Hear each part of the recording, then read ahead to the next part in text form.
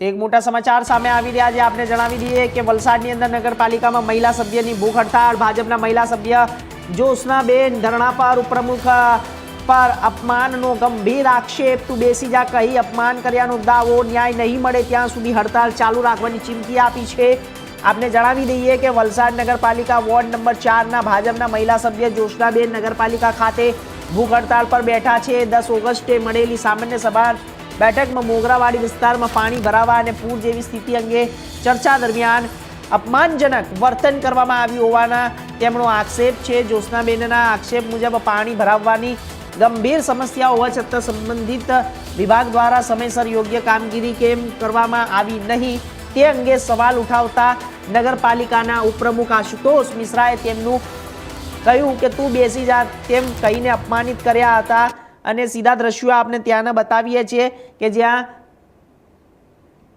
હડતાળ પર બેઠા છે વલસાડ નગરપાલિકા ભાજપ મહિલા સભ્ય જ્યોત્સનાબેન ધરણા પર બેઠા છે। ઉપપ્રમુખ પર અપમાનનો ગંભીર આક્ષેપ છે।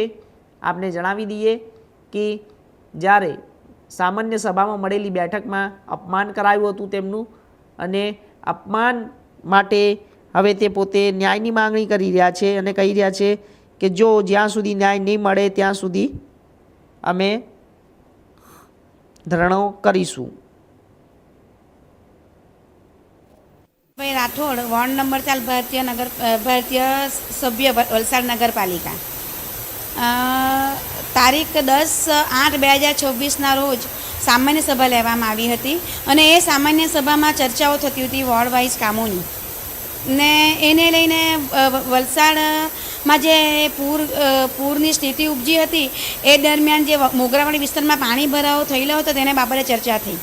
એ ચર્ચામાં ઉપપ્રમુખશ્રી કહેવા માંડ્યા કે એમની પાસે એફઆઈઆર કરવી જોઈએ વોર્ડના રહીશો પાસે કે એમના પર એફઆઈઆર ફાળો અને એમના પર દંડ વસૂલો એમ કરીને। જ્યારે આશુતોષભાઈ મિશ્રાને મેં એમ કીધું કે ભાઈ તમારો જ વિસ્તાર છે, તમારો જ વોર્ડ છે, જ્યારે પાણી ભરાવો છે ત્યારે તમને પણ 10 ફોન કર્યા, તમે તો આગળ ગયા કેમ નહીં અને તે પાણી નિકાલનું કંઈ નિકાલ થાય એવું કાર્ય કેમ ન કર્યું? ત્યારે ઉશ્કેરાઈને આશુતોષભાઈએ મને કહ્યું કે તું બેસી જા। એક મહિલા સભ્ય તરીકે મારું એમણે અપમાન કર્યું અને તું તડાકથી મારું અપમાન કરી મને બીભત્સ મારી સાથે વર્તન કર્યું। એ બદલ મેં ઉપર બોર્ડમાં પણ કહ્યું હતું કે એમની સામે શિસ્તભંગના પગલાં લેવો અને એમનું સભ્યપદ રદ કરો। આવી રીતના મહિલા સભ્યોનું અપમાન કરે જાહેરમાં એ ન ચાલે। હું બી પ્રજાની પ્રતિનિધિ ચૂંટાઈને જ આવી છું અને જો જાહેર સભામાં જો મારું જો માન નહીં જળવાતું હોય તો લોકોની વાત શું કરવાની? આજે મેં અરજી આપીને બી 3 દિવસ થઈ ગયા। મેં કહ્યું હતું કે મને 3 દાડમાં આશુતોષ મિશ્રાને નોટિસ આપવામાં કારણદર્શક નોટિસ આપવામાં ન આવે તો હું ભૂખ હડતાળ પર બેસી જઈશ। આજે સવારે 12 વાગે હું જ્યારે અહીંયા આવી ત્યારે મને કહ્યું કે બેન આપણે હમણાં નોટિસ આપીએ, પછી નોટિસ આપીએ, એમ કરીને મને 8 વાગ્યા સુધી બેસાડી મૂકી અને પછી મને એવું કહેવામાં આવ્યું કે બેન આપણે કાલે આપીએ। અરે હું ગાની છું, મને તમે સવારથી રહીને રાત્રે 8 વાગ્યા સુધી ભૂખી બેસાડી મૂકીને કાલે પાછા બોલાવે, કાલે પાછા બેસાડવાના, એના કરતાં હું આજે જ બેસી જામ।